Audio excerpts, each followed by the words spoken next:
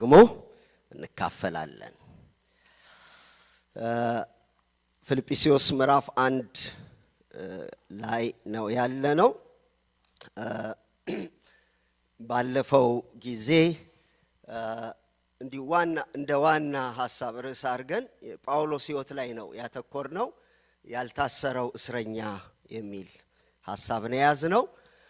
ያልታሰረ ሰው ውስጡ ያልታሰረ ሰው ያመሰግናል፣ ይጸልያል፣ ለሌሎች ይተርፋል እና ውስጣችን እንዳይታሰር መጠንቀቅ አለብን ብለን ምስጋናውን ነው የተመለከትነው። ባለፈው ሳምንት ያመሰገነበት ምክንያት የፊልጵስዩስ ሰዎች ከመጀመሪያ ጀምሮ እስካሁን ድረስ በወንጌል ሥራ አብረውት ይሰሩ ስለነበር በጣም ትልቅ ጉዳይ ነው። ከእግዚአብሔር አጀንዳ ጋር ሕይወታቸውን አያይዘው አገልግሎት ይሰጡ ስለነበር በዛ ምክንያት እግዚአብሔርን ያመሰግናል። እምነቱንም ደግሞ ይናገራል። ይህንን መልካም ነገር በእነሱ ሕይወት የጀመረ እግዚአብሔር እንደሆነ እና እንደሚጨርሰው እግዚአብሔር የጀመረውን ነገር እንደሚጨርሰው ኃይልም ታማኝነትም እግዚአብሔር እንዳለው እየገለጸ እግዚአብሔርን ሲያመሰግን ተመልክተናል። ዛሬ ደግሞ የዚህን ያልታሰረውን እስረኛ ጸሎት እንመለከታለን። ለፊልጵስዩስ ሰዎች፣ ለፊልጵስዩስ ቤተክርስቲያን ከራሱ መከራ፣ ከራሱ ችግር፣ ከራሱ ተግዳሮት አልፎ ለእግዚአብሔር ቤተክርስቲያን የጸለየውን ጸሎት እንመለከታለን። ይህ ጸሎት ምዕራፍ 1 ከቁጥር 9 እስከ 11 3 ቁጥሮች ያሉት ሲሆን እሱን እናነብና እግዚአብሔር አምላካችን ከዚህ ደግሞ የሚያስተምረንን ነገር አብረን እንካፈላለን። አነባለሁ በጌታ በኢየሱስ ስም። ምዕራፍ 1 ከቁጥር 9 እስከ 11።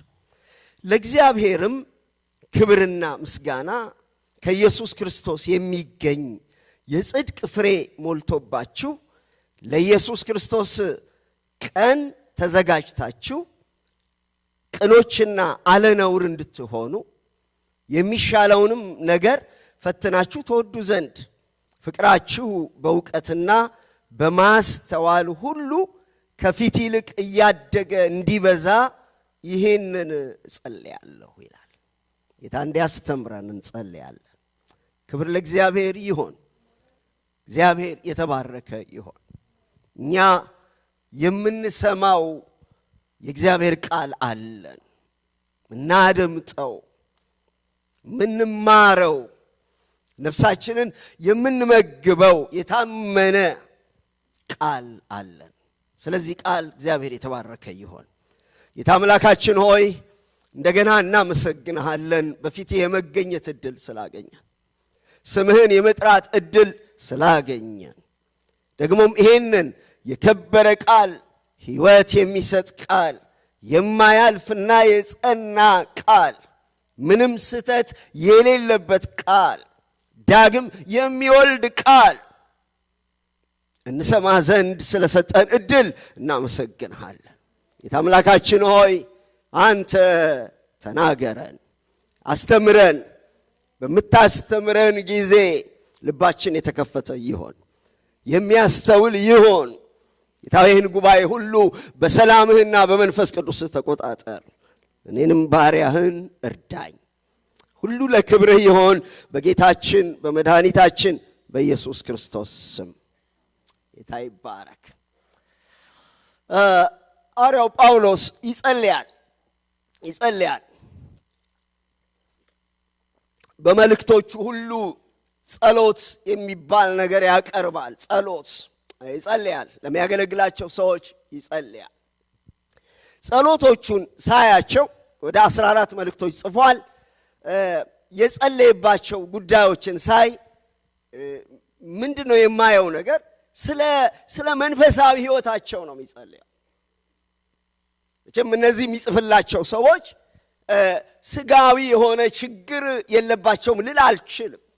በተለይ ደግሞ ይሄ የፊልጵስዩስን ቤተክርስቲያን ስታዩ የመቄዶንያ አብያተ ክርስቲያናት ናቸው። እዚያ ሁለተኛ ቆሮንቶስ ምዕራፍ 8 ላይ ብታዩዋቸው የድህነት ጥልቀት ውስጥ ያሉ ሰዎች ናቸው እና ሪሊ እነዚህ ሰዎች ፋይናንሻል ብሬክ ስሩ እንዲያገኙ ነው እንጂ ቢጸለይላቸው ስለ ጽድቅ ምንም ሚኒንግለስ ነው። ግን ሐዋርያው ጳውሎስ ለሰዎች የሚበጀውና ትልቁ ጉዳይ ምን እንደሆነ ስለሚያውቅ መንፈሳዊ ሕይወታቸው ላይ ነው የሚጸልይላቸው። ለስጋችን ጸሎት አያስፈልግም ማለት አይደለም። ግን ቫልዩ የሚያደርገው ነገር በአገልግሎቱ ሰዎች ባለጸጋ እንዲሆኑ ሳይሆን በእግዚአብሔር ፊት ባለጸጋ እንዲሆኑና ለእግዚአብሔር መንግሥት እንዲበቁ ነው የሚያገለግለው።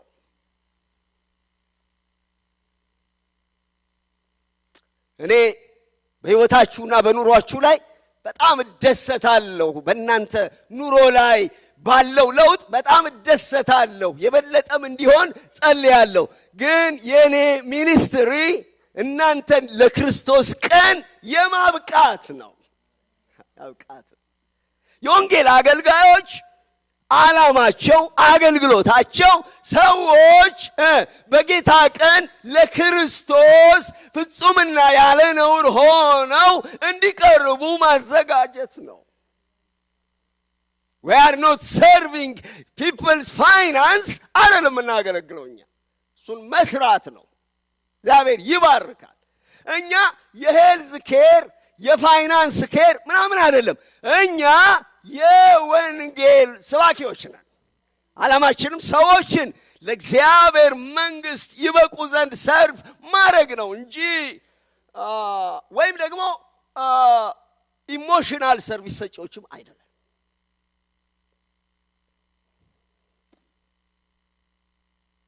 ይሄ ፌመስ እንደማያደርገን እናውቃለን። አሁን የኔ ፖስተር የሆነ ቦታ ላይ ቢለጠፍ ብዙ ሰዎች እንደማይመጡ አውቃለሁ። ለምን? ስብከቶችን አንድ ቦታ ሲሄድ መጋበዝህን ሳያለኝ የወሰደኝ ሰውዬ ማለት ነው ስብከቶችን ቼክ አደረኳቸዋል እና በጣም እርግጠኛ ነኝ እዛ ስብሰባ ላይ ቼክ አላረኩትም እንደማይመጣ እርግጠኛ ነኝ። I don't care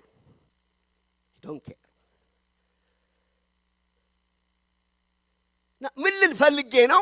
ይሄ አቴንሽናችሁን አይስብም? የሐዋርያው ጳውሎስ 14 መልእክቶች ተመልከቱ። ስለምን እንደጸለየ ስታዩ የሱ ፕራዮሪቲ ወደ እግዚአብሔር መንግሥት ሰዎች ይገቡ ዘንድ ነው።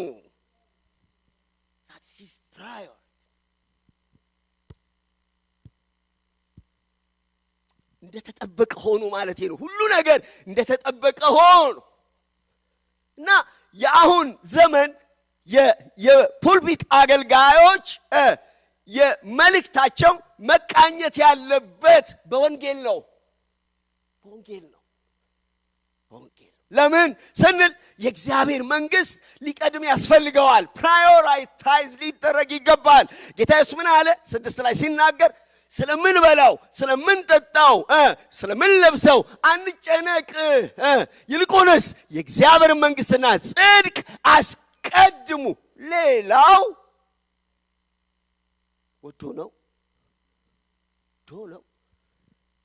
ወዶ ነው ወይ ይመጣል።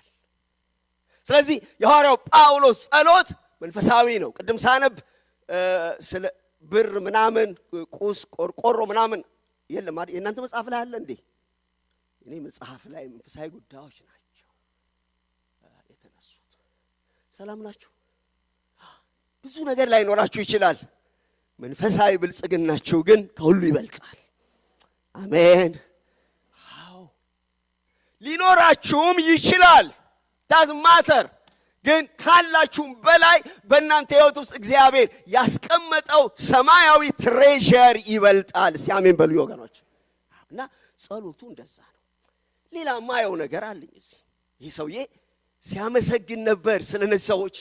በጣም አምላኬን ያለማቋረጥ አመሰግናለሁ ሲል ነበር። ደግሞ ጸልይላችኋለሁ ይላል። ለምሳሌ አንድ ሰው እጃችሁን ነዝንዞ በጣም ድንቅ ነህ ሕይወት ምናምን ብሎ ካለ በኋላ ጸልይልሃለሁ ግን ካለ ይህ ሰውዬ ምን ማለቱ ነው? በጣም ላመሰገንባቸው ሰዎች እንደገና ጸሎት ያስፈልጋል ወይ? የምትማሩት ነገር የለም አለ። ለምንድን ነው ጸሎት ያስፈልገው? ምንም ጥሩ ሌቭል ላይ ብንሆን፣ ምንም ጥሩ ስታንዳርድ ላይ ብንሆን ጸሎት ያስፈልገናል። ጉድለት አለ። ኮምፕሊት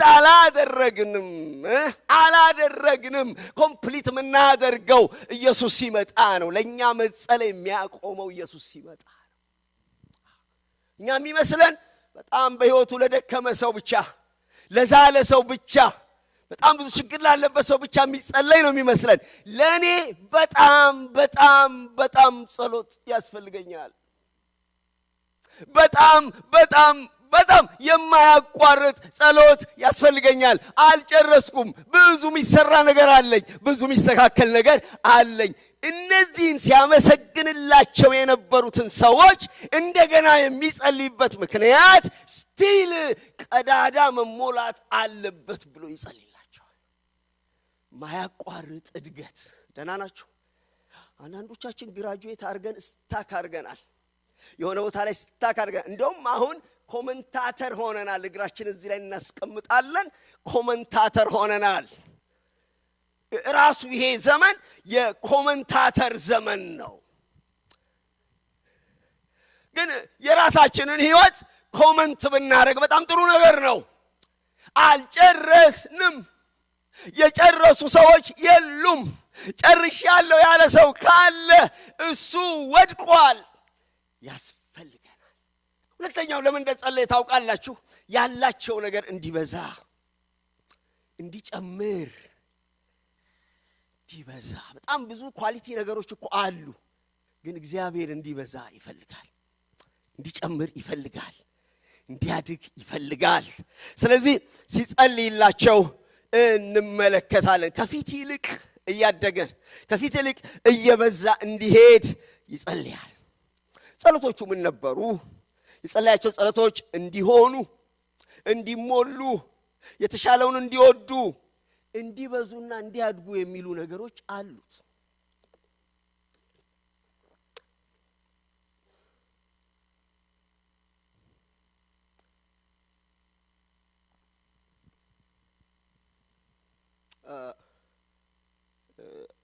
አንድ ቤተሰብ ልጃቸውን ዛሬ እራት እንጋብዛለን አሉት። እሺ፣ ግን ምን አይነት ምግብ ነው መብላት የምትፈልገው? የት ሆቴል ነው ብንወስድህ ደስ የሚል?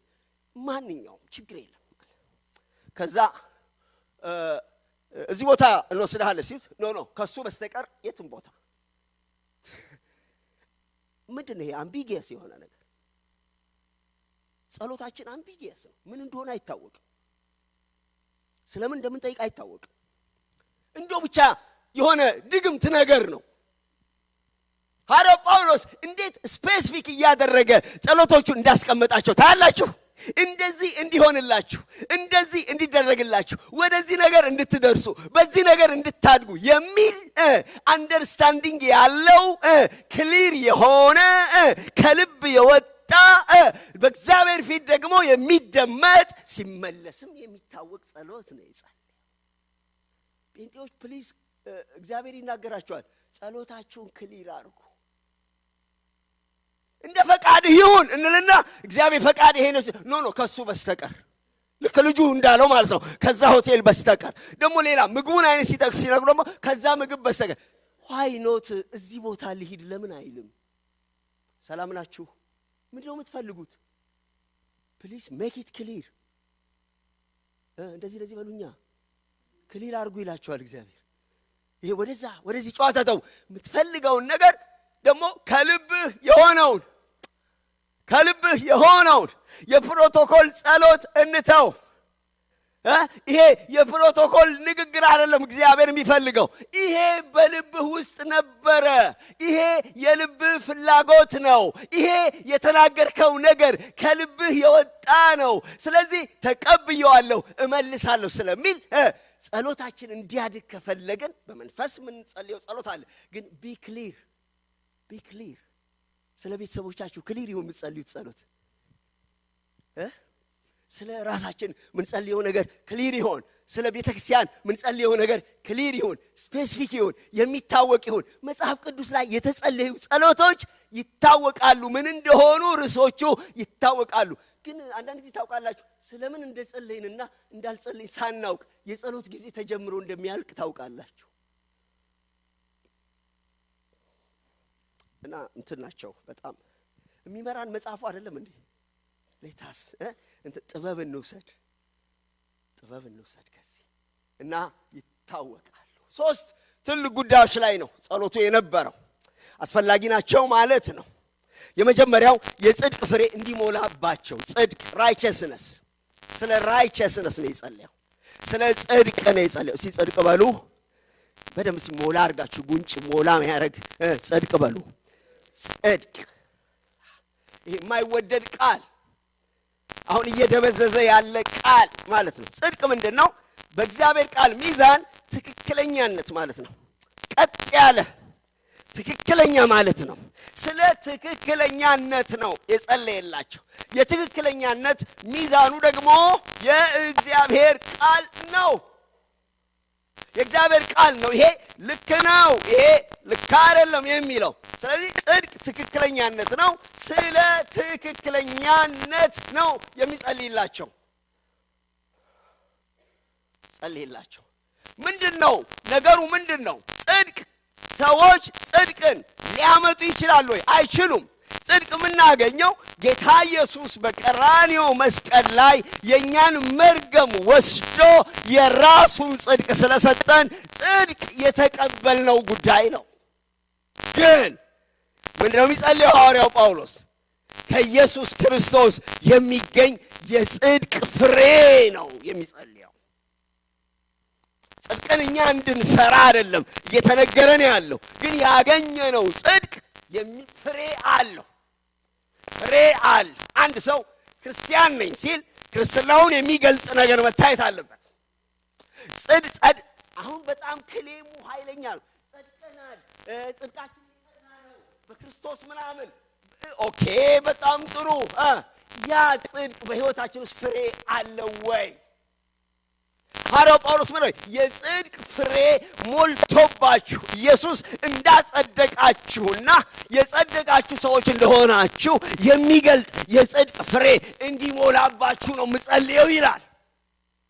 ቻሌንጅ አደርጋችኋለሁ ዛሬ። ይሄ በክርስቶስ ያገኘነው ጽድቅ በሕይወታችን ውስጥ አፍርቷል ወይ? ፍሬያማነት በሕይወታችን ላይ ፍሬ አለው ወይ? መዳናችን ያንን የሚገልጥ ፍሬ ከሌለው በጣም አደገኛ ነው። ይሄን በማስብበት ጊዜ ኢሳይያስ 5:1-7 ትዝ ይለኛል። ምን ይላል?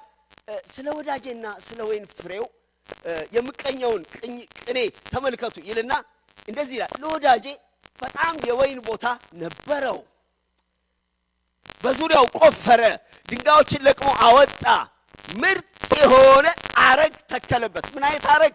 ምርጥ የሆነ የወይን አረጎች ብዙ አሉ፣ ግን እዛ የተተከለው በጣም ምርጥ ነው። ተከለበት። ከዛስ ድንጋዮቹ ቆፈረ፣ ለቅሞ አወጣ፣ ምርጥ የሆነውን አረግ ተከለ፣ በመካከሉ ግንብ ሰራ፣ ደግሞ የመጥመቂያ ጉድጓድ ማሰበት። ኤክስፔክትድ ኳሊቲ አረግ ስለተከለ መሬቱን ስላለሰለሰ ገበሬው ከዚያ የሚገኘውን ፍሬ ኤክስፔክት ስላደረገ የወይን መጭመቂያ ወይኑ ባፈራ ጊዜ የወይን መጭመቂያ ፋብሪካ ዛጋም ተከለ። በጣም ልብ በሉ፣ ምርጥ የሆነ የወይን አረግ ነው። መሬቱን አለስልሶ ነው። ከዛ ፍሬ ይኖረዋል ብሎ የወይን መጭመቂያ ማዘጋጃ አዘጋጀ። ከዛ በኋላ ምን ይላል? ወይንን ያፈራ ዘንድ ተማመነ። በጣም እርግጠኛ ሆነ። ለምን? እዛ የተከለውን ወይን ያውቃል። ዳሩ ግን ኮምጣጣ ፍሬ አፈራ ይላል። ቬሪ ዲስአፖይንቲንግ። እኛ ውስጥ የተተከለው ጽድቅ በጣም ኳሊቲ ጽድቅ ነው። የገብርኤል ጽድቅ አይደለም፣ የሚካኤል ጽድቅ አይደለም፣ የስጢፋኖስ ጽድቅ አይደለም፣ የማርያም ጽድቅ አይደለም፣ በጣም ሃይ ስታንዳርድ ያላቸው ሰዎች ጽድቅ አይደለም። ፍጹም የሆነው የእግዚአብሔር ወልድ ጽድቅ ነው እኛ ውስጥ የተተከለው። ቬሪ ቬሪ ኳሊቲ ያልነበረ የማይኖር ነቀፋ የሌለው ያ የመለኮት እንደውም እግዚአብሔር ጽድቃችን ተብሎ እንዲጻፍ በጣም ኳሊቲ የሆነ ዓለምን የሚያፈስ ከየት አገኙት የሚያስብል እግዚአብሔር በክርስቶስ ኢየሱስ እኔንና እናንተን ኃጢአተኞቹን ያንን ጽድቅ በውስጣችን ተከለ። ምርጥ ወይን አረግ ተከለ እንደሚል እኛ ውስጥ የክርስቶስ ኢየሱስ ጽድቅ ተተከለ። ግን ምንድን ይሄ ወይኑ ለምንድን ነው ኮምጣጣ የሆነው? ብርቱካን ለምንድን ነው ኮምጣጣ የሚሆነው?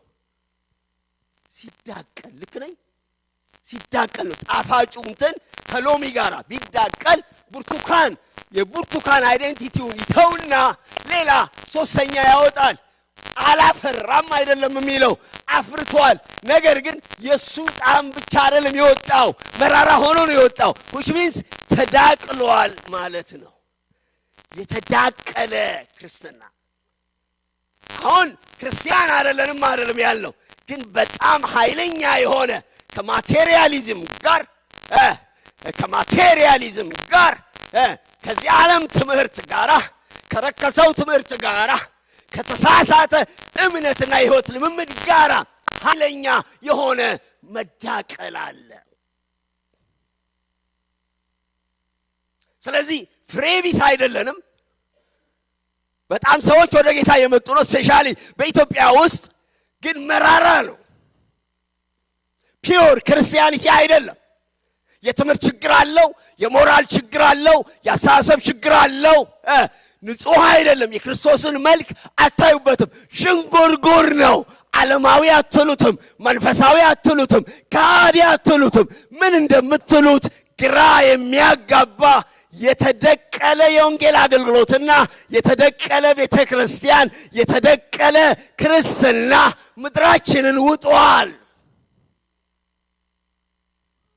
መራራ ሆነ። አለማፍራት እኮ ምንም አይደለም። መራራነት ግን የሚጣፍጠው መራራ ከሆነ ከሚመር ነገር ጋር ተዳቅሏል ማለት ነው። ለምድሪቷ ለእግዚአብሔር እየጣፈጥን ነው ወይስ ሰዎች እየጎመዘዛቸው እየተፉን ነው ያሉት?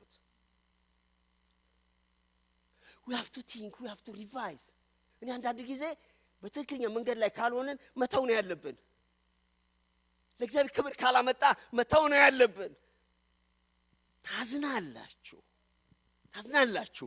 ያ ውብ የሆነ የክርስቶስ ጽድቅ ያ አይደለም መልኩ። ያበራል፣ ይኮንናል፣ ዓለምን ሰዎችን ይጠራል፣ ይወቅሳል።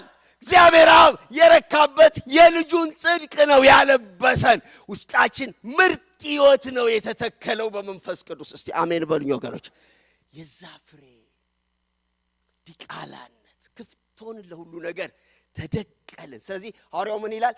ከኢየሱስ ክርስቶስ የሚገኝ የጽድቅ ፍሬ እንድትሞሉ ነው የምጸልየው ይላል። ሕይወታችሁ ውስጥ መቀላቀል አለ። የአስተሳሰብ መቀላቀል፣ የዶክትሪን መቀላቀል ምንም አይደለም። ያመነዘሩ የክርስቶስ ነኝ ማለት ምንም አይደለም። ጉቦ እየተቀበሉ የክርስቶስ ነኝ ማለት ምንም አይደለም። እያምታቱ ነኝ ማለት ምንም አይደለም። ዛሬ ምንም አይደለም። መለኪያ የለም። የምትጠየቁበት ነገር የለም። አሁን እኮ የኢትዮጵያ ቤተክርስቲያን የግብረ ሰዶም አሁን እኮ በጣም ብዙ ነበር። አሁን እኮ ስለ ግብረ ሰዶም ኢሹ በጣም እኮ የነበሩ ቤተክርስቲያናት ውስጥ እኮ ዲስከሽን ሆኗል። how it comes እንዴት የእግዚአብሔር ዲስከስ እኮ ያደረግን ነው። ቻሌንጅ እየተደራረግን ነው እኮ። ይሄ ቻሌንጅ የምንደራረግበት ነገር የዘቀጠ ነገር ላይ ገብተናል። መራራ ሆኗል። ስለዚህ እግዚአብሔር ምን ይላል? በወይኔ ላይ የማደርገውን ነገር ነግራቸዋለሁ። ወይኔን አልበደልኩትም፣ መሬቱን አለስልሻለሁ፣ ምርጥ የወይን አረግ ተክዬለታለሁ፣ አጥር አድርጌለታለሁ። አሁን ግን እንደዚህ ያለ ዝናቡን እከለክላለሁ፣ ቅጥሩን እነቅለዋለሁ። እግዚአብሔር ይፈርዳል። God is judge። ይፈርዳል። እግዚአብሔር እንዳትረሱ ይፈርዳል። ኢየሱስ ክርስቶስ የኃጢአት መደበቂያ አይደለም። ይፈርዳል፣ ገልጦ ይፈርዳል። እግዚአብሔር ማን ነው በሕይወታችሁ ውስጥ ፍሬ እያፈራ ያለው? የሕይወታችሁ ፍሬ እየመነጨ ያለው ከየት ነው? ይጣፍጣል። ሰዎች ሲጠጉን እንጣፍጣለን፣ እንመቻለን። እግዚአብሔር ያርፋል፣ ይደሰታል። የጽድቅ ፍሬ እንዲሞላብን እግዚአብሔር ይርዳን። የጽድቅ ፍሬ ጎምዛዛ ያልሆነ ዛሬ መገረዝ ይሁን መጥራት ይሁን ሕይወታችንን ጠብቅ። በጣም ክፍት ነን። ክፍትነት ይብቃ። ክፍት ነን። ስታንዳርድ የለንም፣ መለኪያ የለንም። የጽድቅ ፍሬ እንድናፈራ እንዲያፈሩ እንዲሞላባቸው ይጸልያል።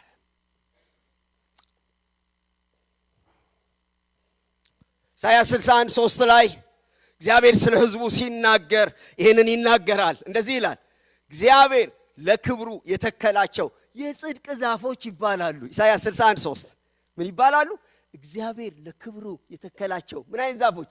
የጽድቅ ዛፎች ይባላሉ።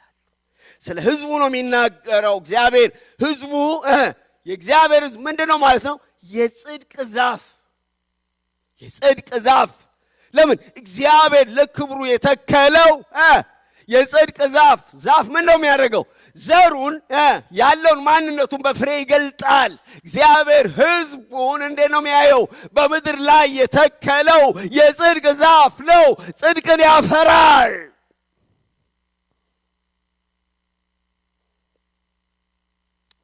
ከጽድቅ አንጻር 3 ነገር እንድታስቡ ነግሬያቸው ወደሚቀጥለው አልፋለሁ። 3 ምክሮች አሉ። የመጀመሪያው ዲያብሎስ የጽድቅ ጠላት እንደሆነ እንዳትረሱ። በጽድቅ ሕይወታችን ላይ አጋንንታዊ ሰልፎችና ሽንገላዎች ይካሄዳሉ።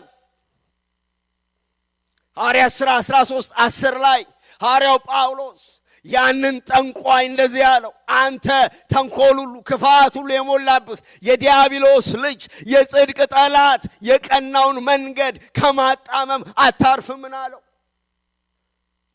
መንፈሳዊ ውጊያ ይካሄዳል። በጽድቅ መኖር ስትጀምሩ ዲያብሎስ ብዙ ነገር ያንቀሳቅሳል። ከሆነለት በሽንገላ ካልሆነለት በስደት ጫና በማሳደር ከጽድቅ መንገድ እንድንጎል ያደርጋል። መንፈሳዊ ውጊያ እንዳለው ጽድቅ እንዳትረሱ። ይህን መዋጋት ያስፈልጋል። ሁለተኛው የጽድቅን ቃል መመገብ አለብን። የጽድቅን ቃል መመገብ አለብን። የተመገብነው ነው በሕይወታችን ውስጥ የሚሰራው። አሁን የኢትዮጵያን ክርስትና ምንድነው መሬት የጣለው ስትሉ፣ የኢትዮጵያ ክርስቲያኖች የተመገቡት ደርቲ የሆነ ምግብ ነው። መጠንቀቅ ያስፈልጋል። ጽድቅ የሌለበት ቃል አትቀበል። እግዚአብሔር መምሰል የሌለበት ትምህርት አትቀበል። ሕይወት የማይገኝበትን ትምህርት አትቀበል። ዕብራውያን 5:13 ላይ ወተት የሚጋት ሁሉ ሕፃን ስለሆነ የጽድቅን ቃል አያውቅም ይላል።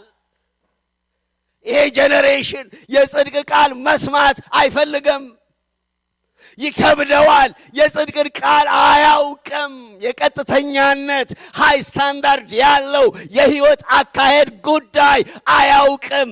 የእግዚአብሔር ሕዝብ ሆይ እኔና እናንተ የጽድቅ ሕይወት እንዲኖረን ካስፈለገ ጠንካራውን የእግዚአብሔር ቃል የሚገስጸውን የእግዚአብሔር ቃል ስለ ጽድቅ የሚናገረውን የእግዚአብሔር ቃል ተራቡ፣ ተጠሙ፣ ተመገቡ።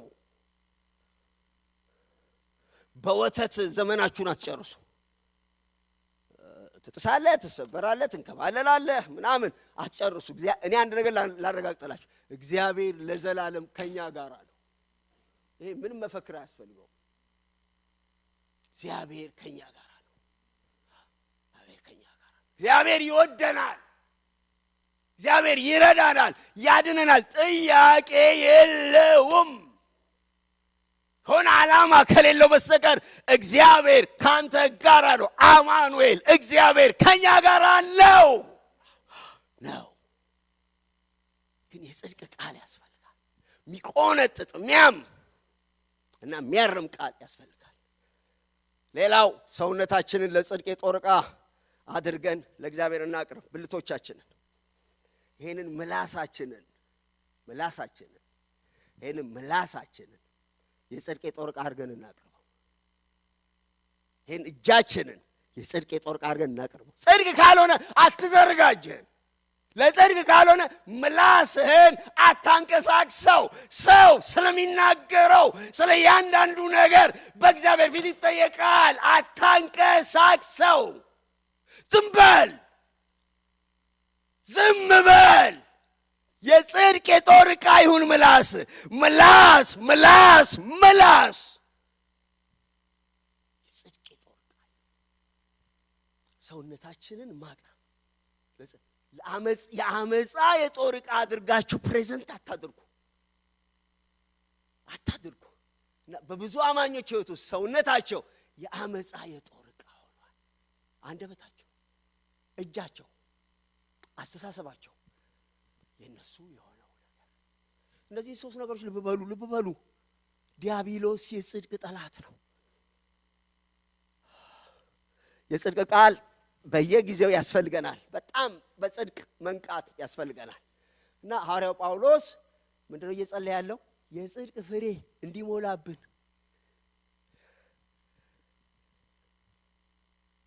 we have to pray መጸለይ ያለብን አይደል? ለዚህ ጉዳይ በጣም ሲሪየስ አድርገን አሁን እንደው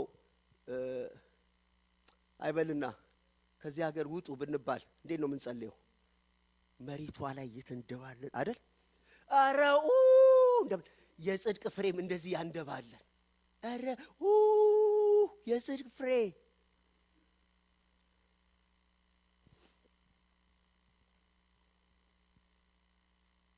ጌታ ይባረክ። ሁለተኛው የሚሻለውን ነገር ፈትናችሁ ተወዱ ዘንድ the best ባሉ the best እኛ ገና በክፉና በደግ መካከል የምንታገል ሰዎች አይደለንም። አትስረቅ ላይ አይደለንም። ኤፌሶን ምዕራፍ 4 ላይ ምን ይላል? የሰረቀ ከእንግዲህ ወዲህ አይስረቅ። በጣም አሳዛኝ ነው። በጣም ለቸርች ይሄ በጣም አሳዛኝ ነው። የሰረቀ ከእንግዲህ ወዲህ አይስረቅ። ይሄ ምን ላይ ነው ያለው? ክፉ በማድረግና ባለማድረግ ላይ ነው ያለው። ግን የአዲስ ኪዳን ሕይወት ከዛ ይዘልና ምን ይላል? በገዛ እጁ ይስራ the best። ከዛስ በገዛ እጁ ከሰራው በኋላ ያካፍል። በሶሳይቲ ውስጥ በማካፈል ይታወቅ። የጣው ምንድነው? the best።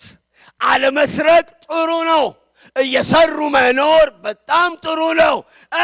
ሰርቶ ማካፈል the best የተሻለውን ነገር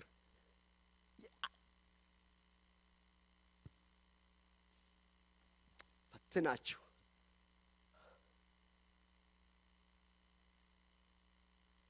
ታውቁ ዘንድ ትወዱ ዘንድ ነው የሚለው። እንደው የተሻለውን ነገር ፈትናችሁ ምን ታደርጉ ዘንድ? ትወዱ ዘንድ።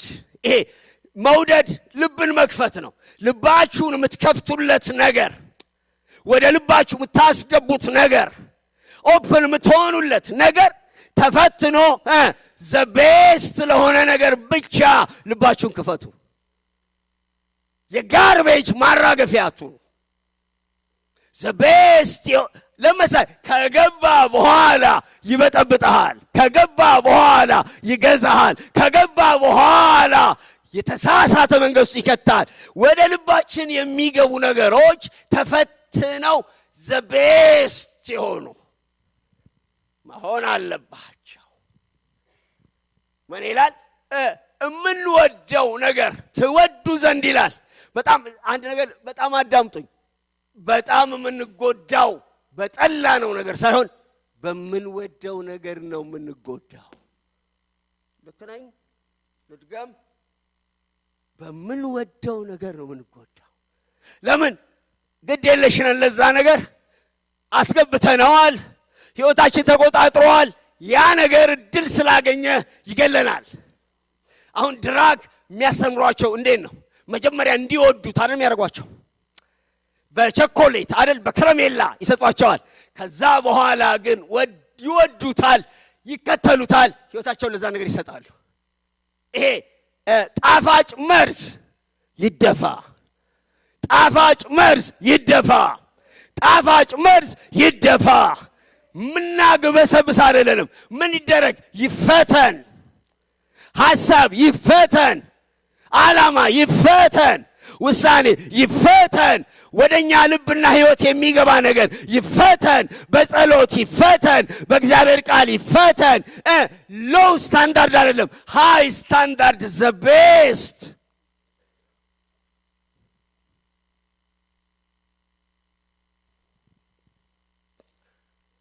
ላረጋሽ እየነገርኳት ነበር።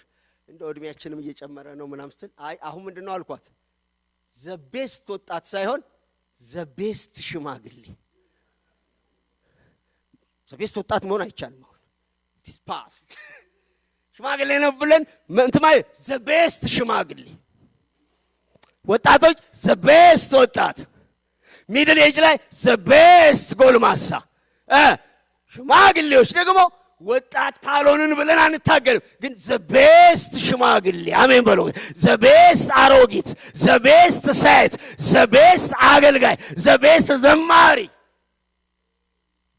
ለምን? የተሻለውን ነገር ኤግዛማይን ይደረግ ወገኖች። ይፈተን ይፈተን። ምንከታተላቸው ሚዲያዎች ይፈተኑ። ምንከፍታቸው ዌብሳይቶች ይፈተኑ። ምናነባቸው ነገሮች ይፈተኑ። ጥሎብን ማይሆን ነገር ወደን ከማይሆን ነገር ጋር ፍቅር ይዞን የምንጨነቅ ሰዎች አለን። እግዚአብሔር በዚህ ከሰዓት በኋላ ነፃ ያወጣችኋል። ዴሊቨራንስ ይሆናል። አምኖን የማይወደድ ነገር ወደደ፣ እህቱን ወደደ። ዕለት ዕለት ይከሳ ጀመር። እህት እንዴት ይወደዳል? በጣም አደገኛ ነገር ነው። ይሄን ማሰቡ አደገኛ ነው። ወደ ልቡ ማስገባቱ አደገኛ ነው። ከዚያ ያንን ትልቅ ነውር አደረገ። የዳዊትን ቤት በጠበጠ፣ ሞተ፣ ብዙ ሰዎች ሞቱ። ኮንሲኩዌንሱ አደገኛ ነው። የምንወደው ነገር፣ በፍቅር የምንጋባውን ነገር መፈተን በጣም አለብን። ዘ ቤስት ፈትኖ መውደድ። እግዚአብሔር ወደ ማቹሪቲ ይውሰደን። ሕፃን ልጅ ነው ያገኘውን ሁሉ ወደ አፉ። አሁን ትንንሽ ልጆችን እንዳትበላው። ከዚህ ክርስትና እግዚአብሔር ይጠብቃል። እንደው ይሄን ነገር ይሄ እንዳትጎርሰው ያነሳል ይላል። ምን በጣም ወላጆች የሚከታተሉት ነገር ቤታቸውን ማጽዳትና ልጅ ወደ አፉ፣ ሕፃን ወደ አፉ የሚከተውን ነገር መከታተል ነው። እንደሱ ላይፍ አብቅተዋል። ትልቅ ስንሆን ግን እንደውም ካሎሪው ስንት ነው? ዳይቱ ምንድነው?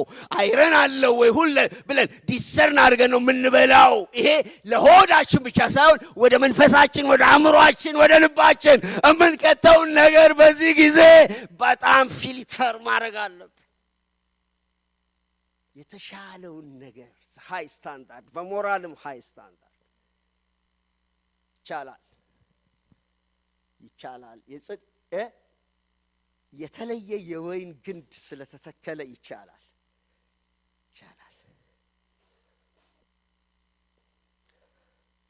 እንደዛ እንዲሆኑ ይጸልይላቸዋል። ሶስተኛው ፍቅራቸው እያደገና እየበዛ እንዲሄድ። አንዳንድ ጊዜ የፍቅር ችግር አይደለም ያለብን፣ ያላደገ ፍቅር። ደህና ናቸው። ይሄ ኢማቹር የሆነ ፍቅር እኮ በጣም ያስቸግራችኋል። ይሄ ብዙዎቻችሁ አሁን እጮኛ የያዛችሁ ጊዜ ያለ ፍቅር እኮ በጣም ኢማቹር አይደለም። በጣም ክርስቲያን ሆናችሁ ስታነቡ መጽሐፉን ሁሉ የዛች እህት ስም ይመስላችኋል። በሙሉ እዚህ ጋር የተጻፈው ይመስላችኋል። ሰዎች ስለሷ ብቻ ቢያወሩ ደስ ይላችኋል። አየሩ በሙሉ ስለሷ ቢያዝ፣ ህልማችሁ ስለሷ ነው። ምግብ ሁሉ እምቢ ይላችኋል። ይሄ በጣም ጥሩ ነው፣ ግን አደገኛ ነው። ማቹር አይደለም። እና እስከ ሰርግ ቀን ድረስ ሁሉ መቆየት ያቅታችኋል። በጣም ከባድ ይሆናል። የፍቅር ችግር አይደለም ብዙዎቻችን ያለብን፣ ያላደገ ማቹር ያላደረገ ማቹር ባለማድረጉ ምክንያት በፍቅር ውስጥ ችግር የሚፈጥር ያላደገ ፍቅር ነው አሁን እየተቸገረ ያለ ነው እንጂ እኔ ሞስትሊ ቼክ ብታደርጉት ቤዚክ የሆነ ፍቅር ማጣት አይደለም ያለው። ስለዚህ ሐዋርያው ጳውሎስ ምን ይላል? በጣም የፍቅር ሰዎች እንደሆኑ ያውቃል፣ ያያል፣ ግን ፍቅሩ እንዲያድግና እንዲበዛ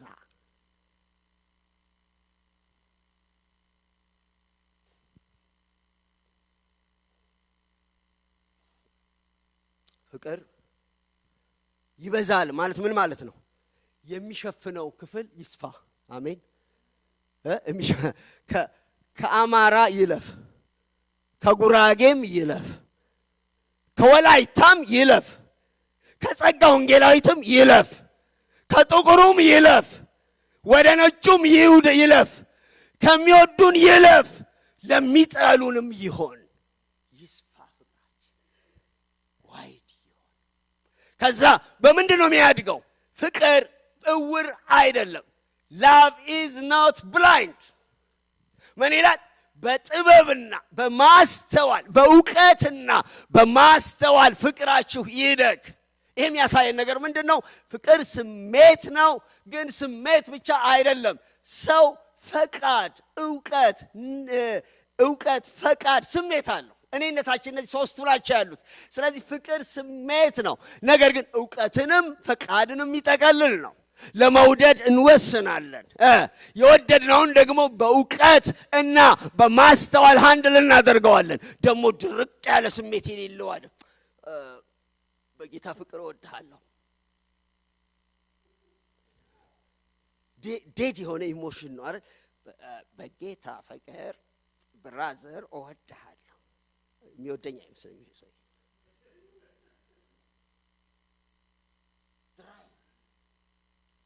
ድራይ ነው፣ ኢሞሽን አለው። አንዳንድ ሰዎች ደግሞ ባይናገሩም ይሄ ፊታቸው ላይ ያለው መንፈሳቸው፣ ስሜታቸው የሚነበበው እንደሚወዷችሁ ያውቃል። ባትወዷቸው እንኳን እንድትወዷቸው የሚጋባ ነገር አለው። ግን ፍቅር ስሜት ብቻ አይደለም። ለምን መሰላችሁ? አንዳንድ ጊዜ ስሜት ይወርዳል። ዲሲሽን ግን ስሜት ላይ አያርፍም። እውቀት፣ የኮሙኒኬሽን እውቀት፣ የአነጋገር እውቀት፣ ሰዎችን የመረዳት እውቀት ይፈልጋል። ቦርደርን ማወቅ ይፈልጋል። እንዴት ኮሙኒኬት እንደምናደርግ ማወቅ ይፈልጋል። በእውቀት ጥልቅ በሆነ እውቀትና እውቀቱን አፕላይ በሚያደርግ ማስተዋል ውስጥ ካደገ ፍቅር በጣም ማቹርድ ስለሚያደርግ እንጠቀምበታለን። እግዚአብሔር ወዳደገ ፍቅር ውስጥ ይክተታል። በትዳራችን ውስጥ አሜን። በትዳራችን ውስጥ እንደው በቃ በትዳር ውስጥ እንደው አሁንም ለምቦጭ መጣል። አሁንም በቃ በተለይ ደግሞ ወንዶች ደግሞ ማክሮፍ አያምርብንም። እህቶች ያኮርፉ፣ እኔም ባኮርፍ አያምርም። ለማባበልም ያስቸግራል። ሴቶቹ ሲያኮርፉ እንኳን ለማሸት እሷ እንዴት ነው እኔን ገና የምታሸው ራሴን አይዞ ልትለይ ነው። አታኩርፉ።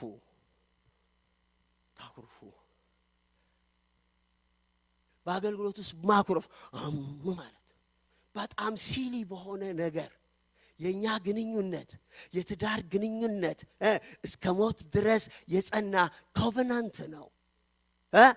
እርስ በርሳችን ያለን ግንኙነት በክርስቶስ ደምና በመንፈስ ቅዱስ የተያዘ ሰማይ የሚቀጥል ጠንካራ ሪሌሽንሺፕ ነው። እንዴት ነው? ሲሊ በሆነ መንገድ አንዳንድ ሰው ተነስቶ በቃ እገድልሃለሁ ይላችኋል። አው ምን ማለት ነው? ይሄ እብደት ነው። ደህና ናችሁ? እኔ አንዳንድ ጊዜ ሰዎችን የተናገርኩበትና ያኮረፍኩበትን ነገር እንደገና ደህና ሰው ሪቫይስ አደረገው። ወይ ፍጹም እንደዚህ ማሙሽ ነህ፣ እንደዚህ ታረጋለህ፣ በጣም ነው የምትገርመው፣ ሁለተኛ እንዳታረግ፣ ሰው ካወቀ ይስቅባል፣ ተስተካከል። በተለይ ቸርችማ ስንመጣ ሲሊ ነው ምን ሆነው ዋይዝ ፕሮብለም። በጣም በፕሮቶኮል መስሪያ ቤት በጣም በስርዓት ሃይ ቴንክ ዩ አይ አም ፋይን ቴንክ ዩ ብላችሁ አረማመድ ሁሉ በደንብ አድርጋችሁ ምንድነው እዚህ ቶሎ ያስኮርፈን? ቶሎ ኦፌንድ ምን ሆነው ለምንድን ነው እንዴ? እንደውም እዚህ ቤት ያለው ነው በጣም ማቹርድ መሆን ያለበት። አቤት አዎ ማቹርድ መሆን አለበት። እግዚአብሔር የጥበብ መንፈስ ነው የሰጠን፣ የእውቀት መንፈስ ነው የሰጠን፣ ጸጋ የሞላው ቃል ነው የሰጠን። አሜን እንላለን ወገኖች። አንድ ሰው እንኳን ያልሆነ ስሜት ካሳያችሁ ምንድነው የምለው? ዛሬ ምን ሆኖ ይሆን ነው ማለት። ደህና ናችሁ ወገኖች? እንዴ እኔ የዛን ሰውዬ ምሳውን አልበላሁበት አክሩፎኝ ከሄደ ከኔ ጋር አይደለም ይያያዘው። ሰውዬው ዛሬ ችግር ውስጥ ነው ያለው። አፍቱ ጊቭ ታይም ከሆነ ጸልይለታለሁ፣ አለበለዚያ ደግሞ እደውልለታለሁ። ደህና ነህ ሆይ ምን ሼር ላድርግህ ልካፈል ማለት አለብን። ብዙ ነገር ነው እኮ ያል። ደህና ናችሁ ሆይ? እስቲ ደግሞ አንድ ነገር አዳምጡኝ። እዚህ ሀገር በተለይ ስሜታችን የምንገልጥበት ቦታ ስለሌለ ተጨንቀን ስለምንኖር አንዳንድ ጊዜ ቸርች ውስጥ መተን ልንፈነዳ እንችላለን። ደህና ናችሁ? መስሪያ ቤት ሲኮረኮም የቆየ ሰላም የማይባል ሰው ቸርች ሲመጣ ዘመዶቹን ሲያገኝ ቤተሰቦቹን ሲያገኝ ቢቁነጠነጥ ፍቀዱለት ይፈንድቅ። አሜን በሉኛ። እንዴት ያረጋታል አትበል። እንዴት እንዲህ ያረጋዋል አትበል። እዚህ ነው ቤታችሁ አይደለም እንደ ሄዳችሁ ቤታችሁ አይደለም እንደ ሄዳችሁ አናለ ይሄም ቤታችሁ ነው። አሜን እንላለሁ። ደግሞ እንደዚህ ነው ብላችሁ ደግሞ ሰው እንዳትራገጡ ግን ቶለሬት እናድርግ። ፋሚሊ ልክ ነኝ? አዎ በጣም አንተቻች። እንዴት ነው ሰላም ይለው? እንዴት ነው የሚሄደው? እንዴት ነው ነጠርሜ? ይንጠር ቤቱ ነው። እንዴት ነው የሚስቀው? ይሳቅ ይበል። የት ይሳቅ? አንዳንዴም እንዲገላምጣችሁ ፍቀዱለት ይገላምጣችሁ። ወንድማችሁ ነው፣ እህታችሁ ናት። ግን ምን ይጠበቅብናል? ያደገ ፍቅር ይህንን ጠንካራ ሪሌሽንሽፕ በማይረባ ነገር አያፈርስም። የሆነ ነገር ሆኖ ነው እንጂ ነው ይላል። ጊዜ ይሰጣል፣ ይጸልያል፣ ይታገሳል፣ ሃንድል ያደርጋል፣ ይዋጀዋል። እንደገና እኛ ሕፃናት አይደለንም። ጌታ ጥበብ ዕውቀት የሰጠን ሰዎች ነን። ቬሪ ሴንሲቲቭ የሆነ ኢሞሽን ያላችሁ ሰዎች እግዚአብሔር ያበስላችኋል። አልበሰላችሁም? አሁን ድሮ በጣም ነበር የሚሰማኝ፣ ዛሬ ግን ትቻለሁ ምንለው ነገር አለ አይደለ? ማደግ አለብን። እኔ ፍቅር አይደለም ያጣ ነው፣ ያደገ ፍቅር ነው ያጣ ነው። አቤት ምንድነው? በጣም ኮስተር አላችሁብኝ ነው። ይሄ ነው the solution is ዲቮርስ አይደለም ሶሉሽኑ። ሶሉሽኑ ከቸርች መቅረት አይደለም። ሶሉሽኑ ማክረፍ አይደለም። ሶሉሽኑ አሳድገኝ ነው። አሜን። አሳድገኝ፣ ሜክ ሚ ማቹር፣ ዕውቀት ስጠኝ፣ ጥበብ ስጠኝ፣ ሃንድል ማደርግበትን ስጠኝ። እግዚአብሔር ያሳድገናል። እግዚአብሔር ቃል ብቻ አላመጣም፣ ማቹር ያደርገናል። ሃንድል እናደርጋለን። ይሄ ፍቅር በጣም ድንቅ ነው። የህይወት ጠቅላላ ነገር ነው። በተለይ ፍቅር ውስጥ ነው ያለው፣ ግን ዲሰርን ያደርጋል። ዕውቀት አለው፣ የበሰለ ነው፣ ሆሊስቲክ ነው። እስቲ አሜን በሉ። እኔም እንደው አረፍ ልበል። አሜን በሉ እስቲ።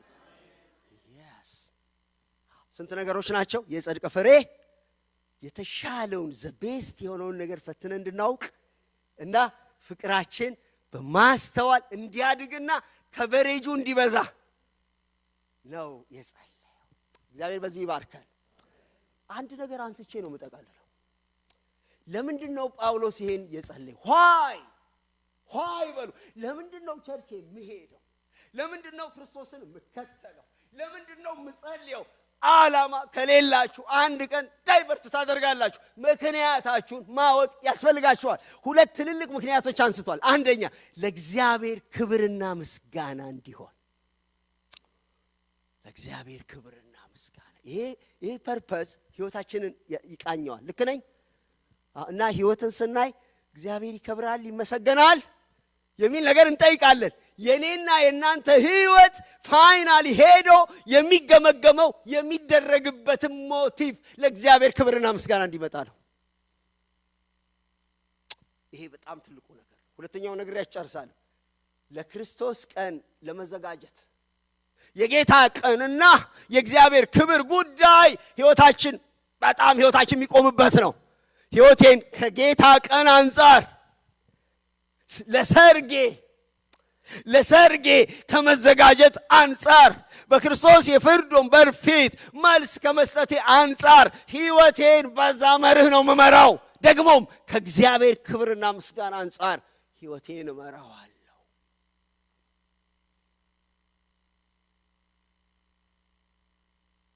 መንፈሳዊ ነገር ይጸለይበት። አሜን። ብዙዎቻችን አንጸልይም። መንፈሳዊ ጥልቀት ባለው ጉዳይ አንጸልይም። መንፈሳዊ ነገር ይጸለይበት። እግዚአብሔር በመንፈሳዊ ነገር ሪች እያደረገን ይመጣል። አሜን። ለጽድቅ ፍሬ እንጸልይ። ዘቤስት የሆነውን ፈትኖ ዘቤስት አገልጋይ፣ ዘቤስት ክርስቲያን፣ ዘቤስት ዲሲሽን፣ ሃይ ስታንዳርድ ያለው የሞራል ሰሞኑን ይሄ ሚኒሶታ ነው እዚህ አሜሪካ ሀገር ሚያፖሊስ ነው ጎሽ፣ እዛ ጋር ይባሉ የነበሩ ነገሮች በጣም ከብደውኛል። ጋርቤጅ፣ ሎ ሞራል ስታንዳርድ፣ ለዛ ሶሳይቲ ይነገር የነበረው እናንተ ሰዎች ዘቤስት የሆነ የሞራል ስታንዳርድ ለእግዚአብሔር ብቻ አይደለም ለኛም ለሶሳይታችንም ክብር ነው። ጋርቤጅ መባል የለብንም። ዘሎ ሞራል ስታንዳርድ ያለው ቸርች መባል የለብንም። ግሬስ ቸርች መባል የለብንም። ወንድም እንትና እሱም አይታመንም መባል የለብንም።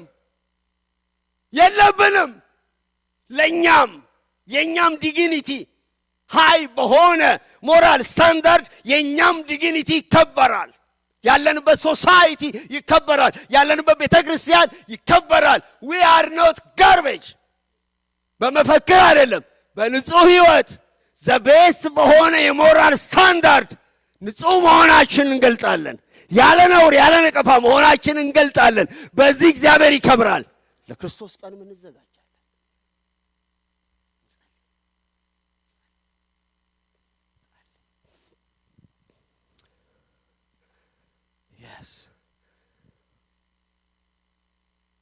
ሰምታችሁኝ ዝም ብላችሁ ብትሄዱ አዝናለሁ። እግዚአብሔር ያዝናል። የጽድቅ ጉዳይ፣ የትክክለኛነት ጉዳይ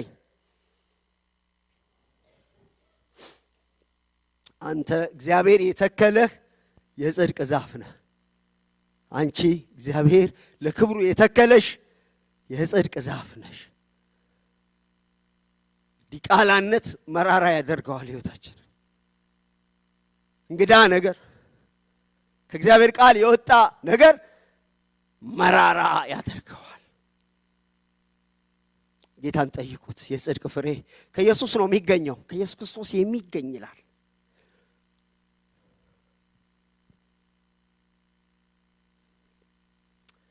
ዘቤስት የሆነውን የተሻለውን የከበረውን ከተዋረደው የምንለይበትን መንፈስ ይስጠን።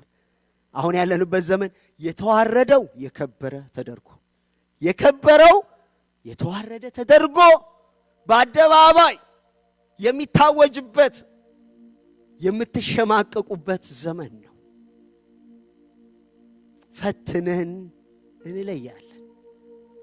እኔ አንድ ነገር ልንገራችሁ፣ ላይክ የምታደርጉትን ነገር እንኳን you have to discern it።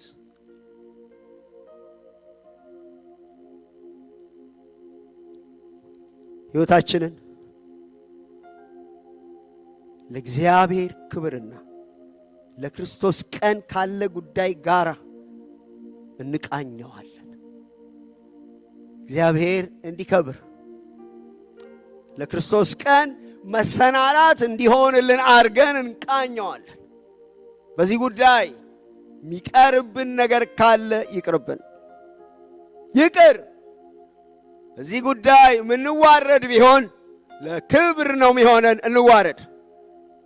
ለዚህ ጉዳይ ብንናቅ ደስታችንን ብናጣ ከፊታችን ክብር አለና የኛ ህይወት ከእግዚአብሔር ክብርና ከክርስቶስ ቀን ዝግጅት ጋር ይያያዛል። ኤቭሪቲንግ በዚህ እንለካዋለን። እግዚአብሔር ይከብራል ወይ?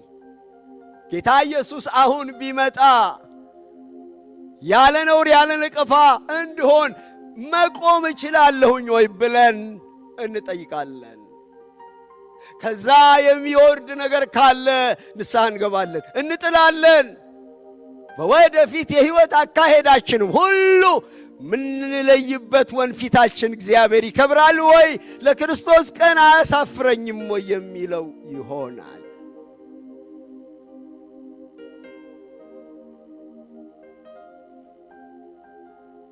እግዚአብሔር ይፈልጋችኋል።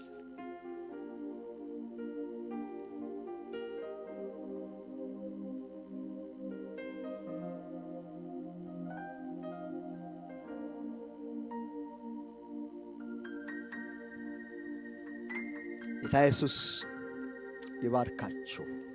ጸልዩ። በዛው መንፈሱ ነው ፓስተር ወደዚህ መጥቶ እየጸለየ ወደ ጌታ ራትም ይዞን ይሄዳል።